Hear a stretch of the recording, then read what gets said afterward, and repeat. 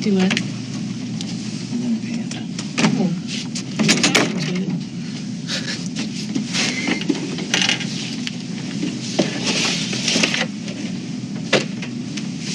Today's date is September 19th, 2016. It is 9:39 in the morning by my watch. This will be an interview with Officer Betty Shelby in regards to an officer-involved shooting on 9/16/2016 at 2300 East 36th Street North. Case file 2016-058-561. Present with me, Sergeant Dave Walker, is Officer Shelby and represented by Attorney Scott Wood. Can I call you Betty? Yes.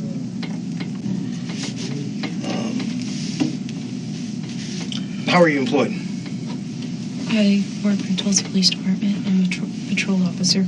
Okay, I'm having a hard time hearing you just a little bit, so I'm going to scoot up. I work for the Tulsa Police Department. I'm a patrol officer. And where are you assigned? GID. Adam Squad? Adam Squad, Third yes. shift? Third shift, 3 beat. And so your designator is? Adam 303. And what are your days off? Monday, Tuesday, Wednesday. Okay, and September 16th would have been a Friday? Yes. And that was a normal work day for you? Yes. Okay. What's your chain of command? Corporal C.J. Jackson, Sergeant Clay Asbill, Captain Carlisle, and Major Franklin. Okay, and how long have you been in 3 Adam? I'm starting my 2nd year. Okay. And what are the times of your shift? I come on duty at 1400. Squad meetings at 1345. But we start taking calls at 1400, and then the end of my shift is midnight. Okay. And what's your normal sleep pattern before you go to work? I get about 8 hours of sleep. And so this would have been a Friday afternoon. What time did you arrive at GID for squad meeting at 1345? I got there at 1335 because I got to get gas and get the car ready for work. And I'm glad you said car. What is your car number? 16002. And is that equipped with an in-car camera? It is. And do you have a body mic that goes with that? Yes. Okay.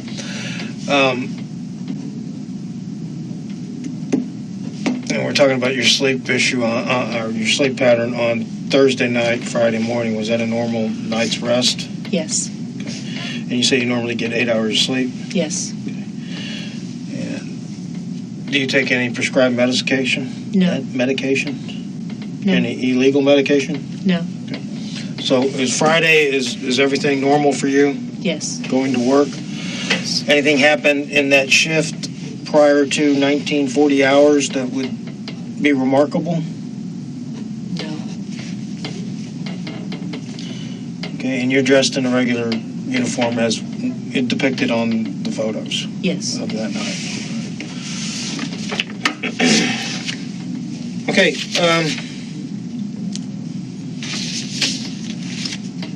take me to where you're at prior to ending up at 2300 East 36th Street North.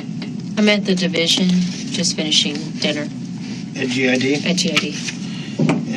Are you eating by yourself, or are you eating? No, Jason, Roy, and Sandy Dunn came in there just about the time I was finishing up. But I had started dinner by myself, and then they came in with their dinner and sat down. We visited for a few minutes. Okay, and I understand by checking the call notes, you receive a call, or you go to back somebody. Mm-hmm. Who do you back?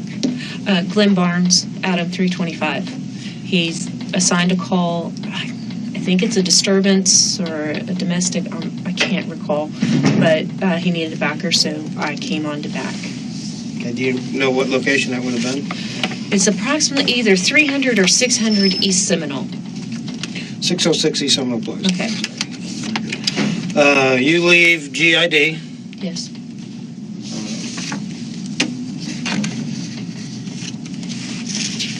And you've already eaten. Physically, are you feeling fine? Yes. Mentally, is everything good? Yes. Okay. So you leave GID, what happens? I leave GID and I turn west onto 36th Street and start heading west toward Cincinnati. That my thought was I can just go to Cincinnati and go down, because it was just my thought, and I can go down to Seminole and back over. Okay, so what happens? Okay, so as I approach the intersection of 36th Street North in Lewis, there's a car in front of me, and the light is red, so I'm slowing down. I see the car in front of me go off to the left for the turn left. And what I see in front of me is this man, and he's in literally the middle of the westbound lane, and he's just standing there like this. He's not with his moving. with his head down. With his head down, his hands are beside, his arms are just hanging beside his legs, and he's just motionless. And so, like I said, I'm slowing down, and so as I approach, he looks up, he sees me, and he turns his body to the right. He's watching me because my car's coming up, so he's following me, and he begins walking to the north curb line of 36. Now, let me interrupt you, I'm sorry, but you're facing this way. I'm facing west. Okay, so and as you're showing him, I apologize. Which direction is he facing? His body is facing south. Okay. And so my car is coming this way, from the east. And he's just motionless. He looks up, he sees my car, and he doesn't leave eye contact with my car. I thought, when I first see him, I'm like, what's up with this dude? Something strange there. People don't just stand in the middle of the street. But as he turns to his right, he goes to the north curb line. I thought to myself, okay, he's out of the street. I've got to go back my partner. So Can you describe him? He was very tall, black male, wearing a white shirt and some baggy pants. Age range? I thought that he was like maybe late 30s, early 40s.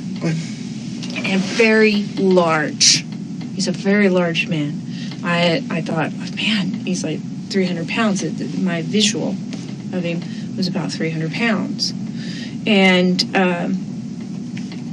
so he walks to the curb line. He just touches the curve of the corner where 36th and Lewis meet on the northeast corner. And he then walks to westbound to the cement center median, and he just stands there and he just watches me as I pass. And so I'm like, okay, well, he's out of the way. I'm going on. But it's that look that he was giving me. I'm like, he's on something. He's not being normal. Okay, I know that we as police officers see that look a lot. Do you have any special training that would enhance your ability to say he's on something? I'm a DRE. Which is a drug recognition expert. For those of us that don't know what that is. I'm a drug recognition expert. And how long have you been a drug recognition expert? Over 2 years. Okay, so you're certified. What does that do? What does that mean to somebody that doesn't know, like me? I don't know what that is. I went through a total of 5 months of training, not only to identify the psychomotor aspects of someone who is impaired on drugs, their physiology, their behavior, their signs symptoms of being intoxicated on a specific type of drug. And it could be multiple drugs. So this exam is 45 minutes to an hour long. And it includes taking blood pressure, temperature, your pulse, looking at the pupils, getting the size of those, having them do different SFSTs, and also looking at different signs that the body does. Do they sweat? What's their behavior like? Are they slow? Are they really fast with the way they talk? Or are they sweating a lot? So this is training you had? Yes. Right, in almost a clinical. Yes. It's a clinical setting. So how does that relate to what you saw? What I saw was a person who was showing the signs of someone who was on PCP. It was this zombie paranoia type of behavior. Like he was distant. And I just got that part from right there. Just the way he was looking, but he was looking. Oh no, he's paranoid sort of look. But that was just the initial. I hadn't made contact with him. It was just, that was my thought. Someone who's just standing in the middle of the road. Behavior that's not normal. And that's what I see. That is as you're driving past. That's as I'm driving and this past. is just all going through your mind. Yes. Okay. You're still intent on getting to the back of Officer Barnes. Yes.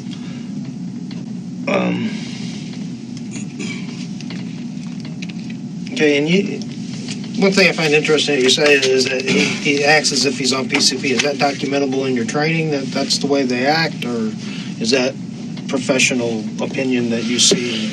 It's both. It's professional opinion, because I've seen a type of behavior before in other folks when I've gone on different calls. Okay. It's just an erratic type of behavior, and that's one of the listed signs and symptoms is erratic behavior. All right, so you're now past him. I'm past him. I've gone through the intersection of 36th and Lewis. Still heading westbound on 36. I look ahead and I see the vehicles that something's not looking right, and as I approach even more, I see that there's a vehicle canted in the road and just there. What's up with this? So I come on the radio, because this is something I can't just pass up. It's blocking the roadway. Cars can't get by. The second thing I'm thinking, why is there a vehicle in the middle of 36th Street? This is not common. I see broken down vehicles on the side of the road, but not in the middle of the road. So I'm wondering, okay, is it broken down? Is there someone hurt inside? Is there been a drive-by shooting and someone has, over in the trees in the woods or something, There's a lot of things going through my mind about what's with this vehicle. Can you describe the vehicle? It was an SUV, white. I think it was white. But it was an SUV. I know it was an SUV. Do you notice if the car doors are open, any of them? No, there's no car doors open. Okay. So I get on the radio, and I tell dispatch that they're going to have to start another backer out of 325 because I have an abandoned vehicle in the roadway.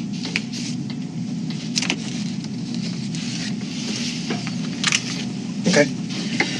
Can you give the tag number? Oh, yes, I give the tag number. Okay. What do you do? Do you turn on your lights?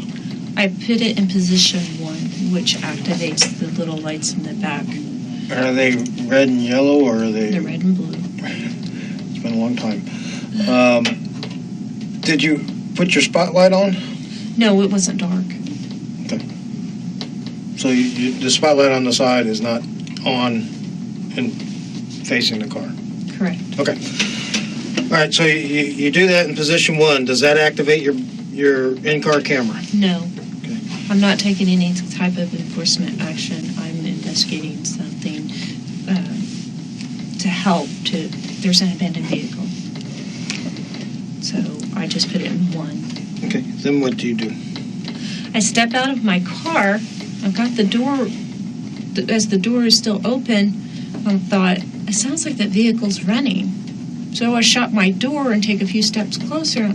It is running. Okay, so now things are really starting to seem weird to me. So I approach the vehicle just more cautiously, I guess, than I normally would, because this is different than I've ever experienced before. Do you draw your gun at that point? No, Okay. no. But I stay close to the vehicle, along the side, and I'm looking to see if there's anybody inside. Passenger side or driver's side? I'm on the driver's side. I first look in the back passenger. On the driver's side, I look in the window. There's no one there. I can see the front passenger seat. There's no one there, so I continue to approach, and I look in the driver's seat, and there's no one in the vehicle. So my immediate thought then is, okay, where's the person that this belongs to? So I'm here at the door, and I turn, and I'm looking. I'm also at the same time thinking I need to go around to the other side, because I haven't seen what's on the passenger side. Because where I'm sitting and where I've been, I haven't seen the passenger side of the vehicle. Okay. So I don't know what's on the other side.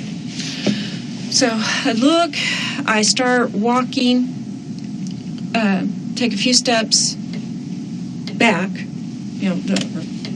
take it toward the back of the vehicle. Whenever I see the man that was just at the intersection, I now see him on the north curb line, and he's come closer to my vehicle, and we make eye contact, and so I start walking toward him, and he's making an angled across the roadway toward me. And I say, "Hey man, is this your vehicle?" And he says something, but I can't understand him. And he's still approaching. I said, "Hey man, is this your vehicle?" And he starts putting his hands in his pocket. I'm like, "Hey man, go ahead and take your hands out of your pocket, okay? Is this your vehicle?" And about this time, we're from here to maybe the door, right there, okay? Is this behind your patrol car? We are, yes. This is my car. We're on the driver's side rear bumper. Okay. He is standing right there at the rear bumper of my car. Okay. And I am about right here, 20 feet, maybe. Okay. He's facing me, I'm facing him. He goes to put his hands in his pocket, and he's just staring at me. And it's not an expression of wanting to, hey, get help. It's his head is tilted down, his chin is low, and he's looking upward like this. His brow, he's looking up through his brows. Okay, and he's saying something, but I can't understand him. I said, "Man, take your hands out of your pockets." And he goes like this. And I said, "Hey man, is this your vehicle?" And he goes like this. And he puts his fingers into his pocket. I said, "Man, take your hands out of your pocket now. I'm starting to cover my gun at this time." And he just looks at me, and he turns to his right, where he's parallel with the bumper of my car. And at this point, I get on the radio and I say, Adam 303, hold traffic. I've got a subject that's not complying, or he's not taking his hands out of his pockets. I said something like that. I don't remember exact words that I said. So he's walking north parallel with the bumper of my car, and I'm in ready gun. Man, stop. Show me your hands. Show me your hands now. He puts both of his hands in the air, and he stops. He makes a half turn to his left. Now he's facing west at the back bumper passenger side of my car. He's got his hands like this, and he just looks at me. And it's like this. So, man, stop right there. You stay right there.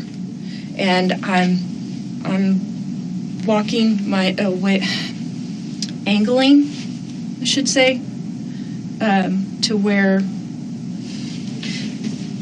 the bumper of the car there. He's right here facing to the west, and I position probably right about there.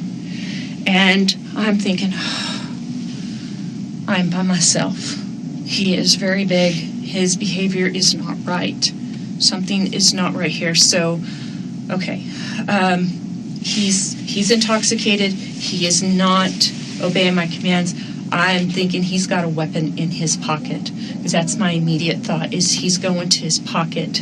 And I've told him several times, don't put your hands, or take your hands out of your pockets and show me your hands.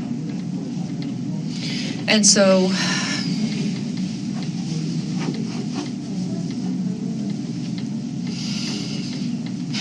I tell him, get on your knees. Get on your knees now. And he's not doing it. So, man, get on your knees. Get on your knees now. And then he just looks at his vehicle. His hands are up. And he starts taking steps to the front of my vehicle. His hand drops to his pocket. So, man, get your hands up in the air. Get them up in the air. And so he gets them back up in the air, and he's at the front of my car.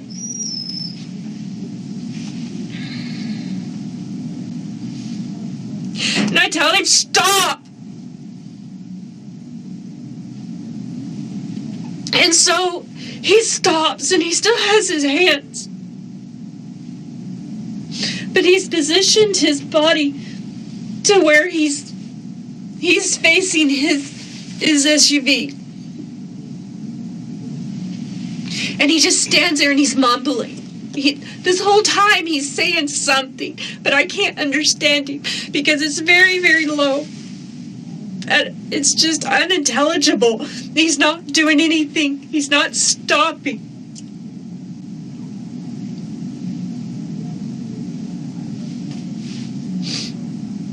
And so he's standing there. He looks at his vehicle, and he looks back at me, and I can hear there's a siren coming. And so he's been looking at me, and then I could see him look beyond me, and that he just starts walking toward his vehicle. And I said, stop right now, you need to stop. And I'm following because I don't want to lose visual on him. Because I don't know if he has a gun. I'm scared that he's got a gun in his pocket.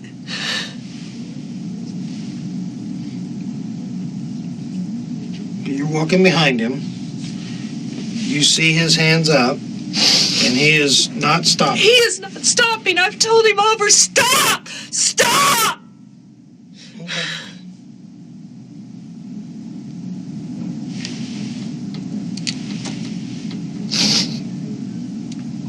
He goes on around his vehicle, and he goes to the driver's side. I've come around. He drops his arm, and he goes, and I said, stop! Stop! Stop!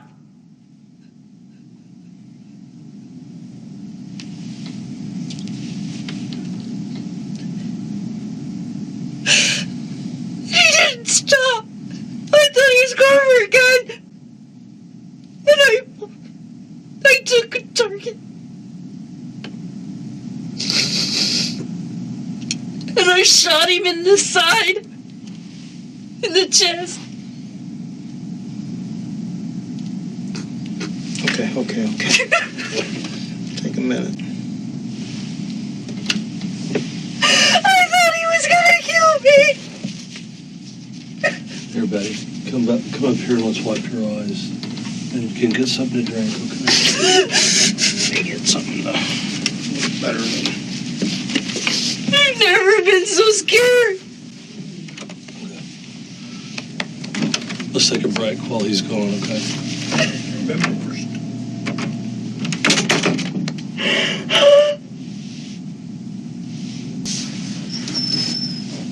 I'd like to go back to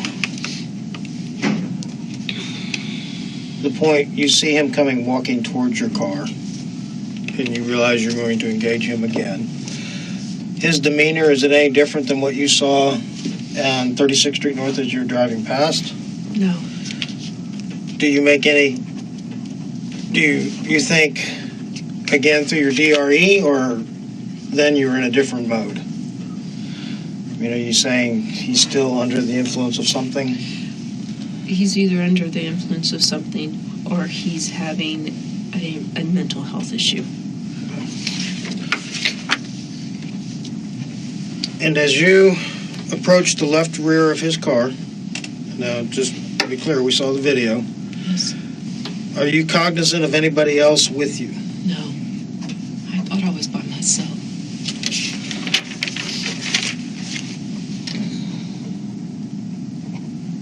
And if you can remember, as you demonstrated here, you were saying stop. Yes. Are those the words you remember saying? Yes. As you relived it right here, was that what was happening? Yes. You fired one time. Yes. What was his reaction? He stopped. And then he fell. He did like this, and he fell. Okay.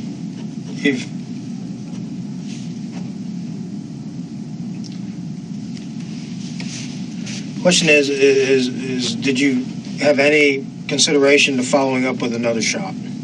No, because the action stopped. Okay, so the one shot did what you meant it to do. Correct. I only used the force that I needed to stop.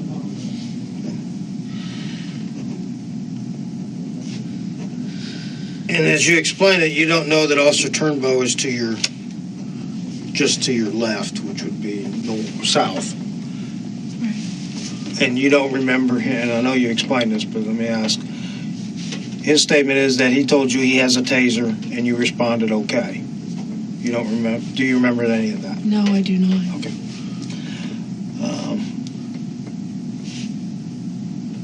Do you remember looking at the backdrop?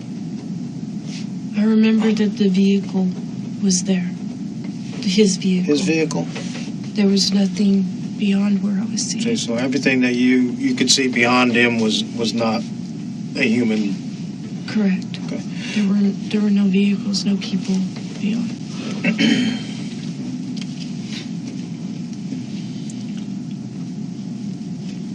Was your shot intentional? Yes. And why did you shoot? Because I was in fear of my life. I thought he was going for a gun. He dropped his arm and he lunged inward. And could you see that when his lunging inward broke the plane of a window? Yes. So his window was... His window was down. And you the knew windows that? were down on the vehicle all the way around. Okay, and you knew that prior to him getting to the window, or to the vehicle? Yes, because I had been up there before to check for any persons in the vehicle. I didn't check it for weapons or anything like that. It was a quick, is there somebody in here? And then I turned my attention to find the owner, if I could.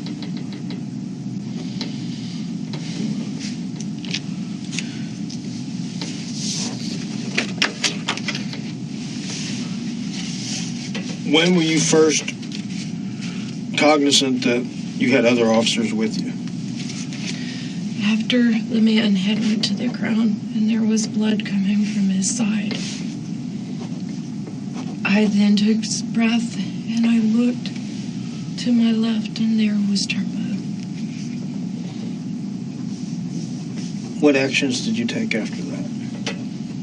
I looked back and I just continued to hold my position, and Turnbow said, "You need to put your gun away." Speak up a little bit, I'm Betty. sorry. Because it's important that we get all this recorded. I looked back at Turnbow, and then I looked back at the scene ahead of me. I still had my gun drawn, and Turnbow said, "Put your gun away." And so I put my gun away. He said, "We need to go back here to the back of the car." And so he led me to the back of the car, Okay. of my car. As you are continuing to cover the person that's down, do you say anything that you remember? I said, "I shot him."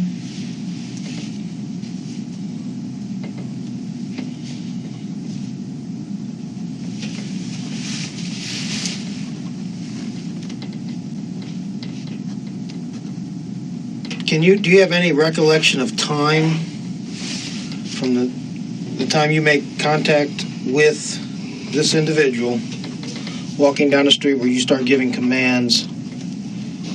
Do you know how long that was until the time you took a shot? No. You have no concept of how long you think you were there? No. Maybe 2 minutes, a minute. I've seen the call screen, and I know the time on the call screen, but I don't know how long. Okay. That's a good answer. That's fine. It was a very long time. It seemed forever. As you are walking behind him, and I know you've seen it, with his hands up, what is going through, as you take action, what is going through your mind at that point? What's going through my mind is, because I've seen him look back at me, look at the vehicle several times.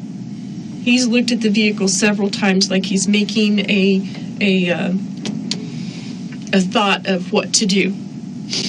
So when we were back at that corner, he saw the police car, I assume, or heard the sirens. I was hearing the sirens at that point. And he looked like he was looking at a police car or the sirens in that direction. And then his pace picks up, and I thought, because he's looking at his vehicle, crap, he's going for a gun. He's going for a gun. I know he's going for something in the car. And so that's what I was thinking as he was going there. And then he gets to the window, and he's got his hands up. He looks at me. At that point, let me stop you right there. At that point, when he's looking back at you, what are you thinking at that point? He's trying to get my position so that he can reach for a gun and shoot me. And at that point, you're still not cognizant of Officer Turnbow being with you? No. All right.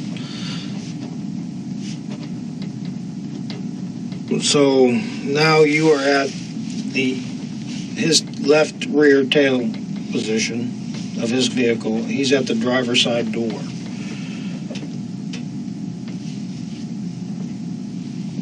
For ballistic cover, what is your thinking on that?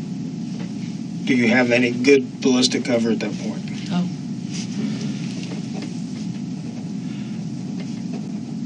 And for you to get to ballistic cover, what would you have had to have done? Go back to my vehicle and go onto the passenger side of my car to put me in the engine between him and me, and I would lose visual contact. And that was something you were unwilling to do? Correct. I didn't want to lose visual contact with him.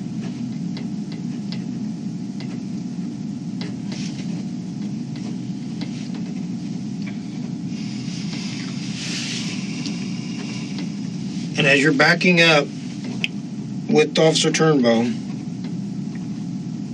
and you get back to your police car, do you remember saying anything at all? Yeah, I told Turnbow again, I shot him. He said, yes, I know you did. And if I'd had a gun, I would have shot him too. If I had my taser out.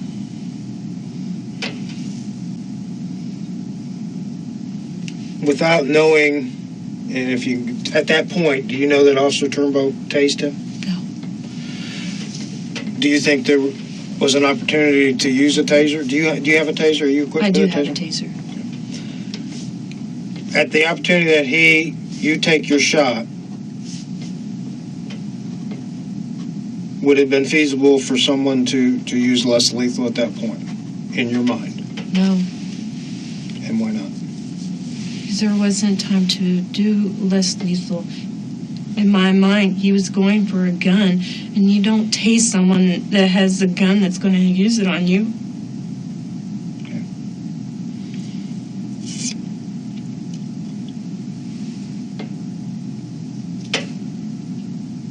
I'm good. I have just maybe a couple of questions. How long have you been a police officer? I've been with TPD almost 5 years. Okay. Any law enforcement experience before that? I was with TCSO, or Tulsa County Sheriff's Office, for 4.5. Have you ever been in a situation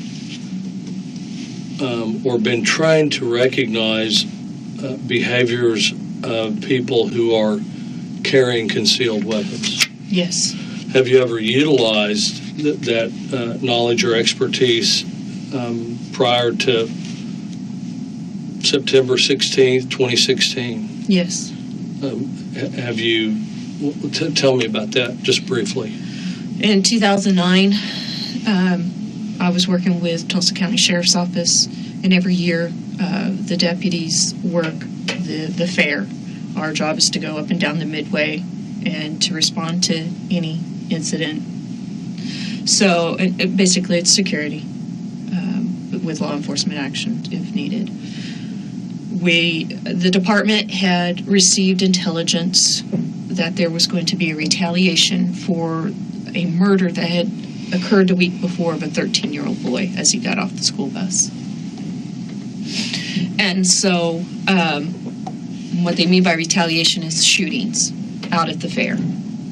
And so while walking through the Midway, I observed a teenager walking different than other people had been walking in that fair.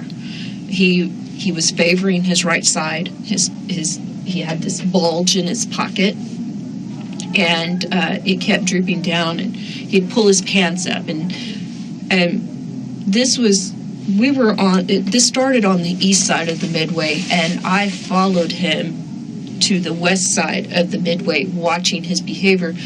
The partner I had somehow left me, and I was by myself, so I wasn't going to engage this guy until I had someone. And so this whole time he's checking his pocket, he's pulling his pants. I'm like, man, I know he's got a gun. So I make contact with another deputy, and I say, hey, I think that guy has a gun on him. He said, well, let's do a head check. So we go up to the guy, say, hey, man, can we talk to you for just a second? He said, yeah.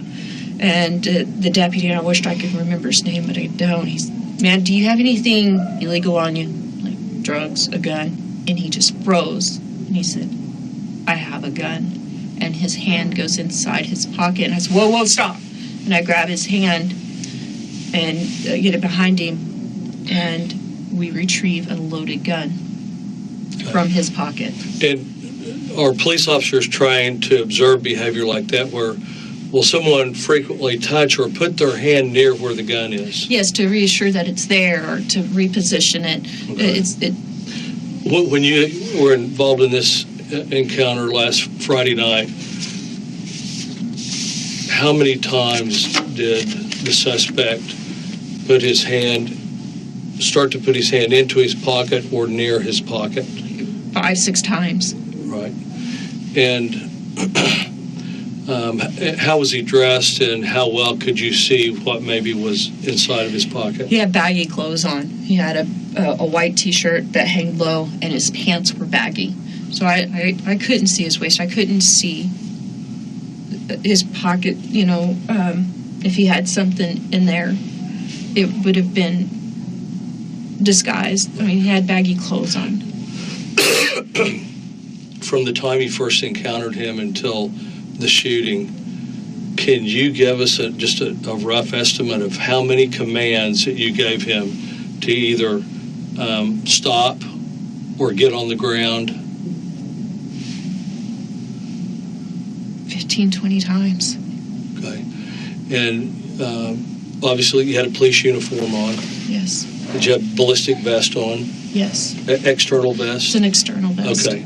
And you had photographs taken of you after the shooting at the Gilcrease Division. Is that true? Yes. And anything change about your appearance from then and from the shooting to when the pictures were taken? No. Okay.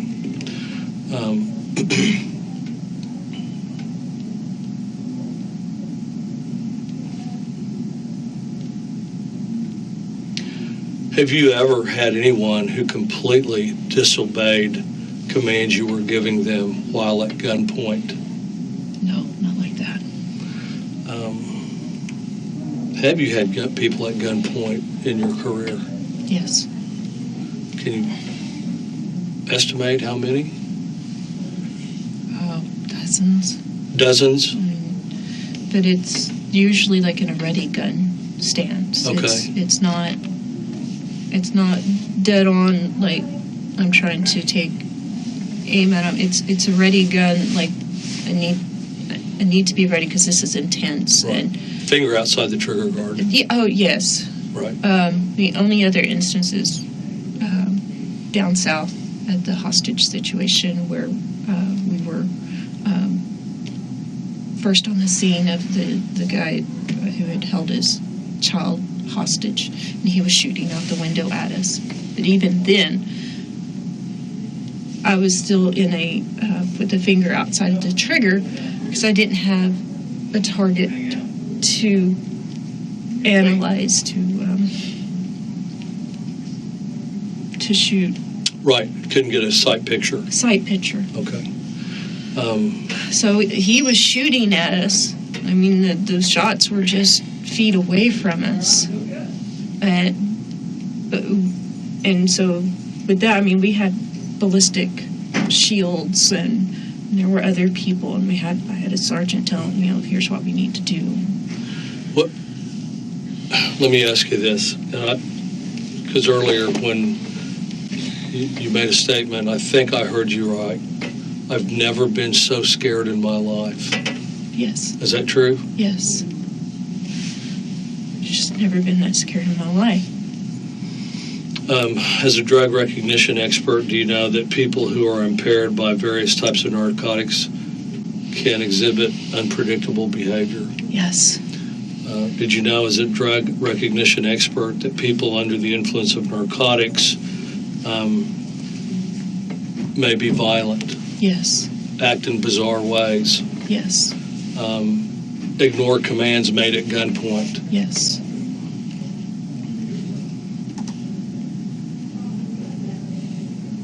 There was a number of things he could have done if he got to that truck, into the driver's seat. He was impaired. He could have, if he had gotten in there, he could have drove off and hurt other people, hurt himself. Okay, I think that's all I have, Sergeant. You have anything? Yeah, I need to follow up with the gun you used. Is that departmental issue? Yes. Was the ammunition departmental issue? Yes. Okay, if you're good, I forgot that. I'm sorry. Should have been at the front end of this. Okay. But I can fix that with a computer. It's 10:25. Hang on.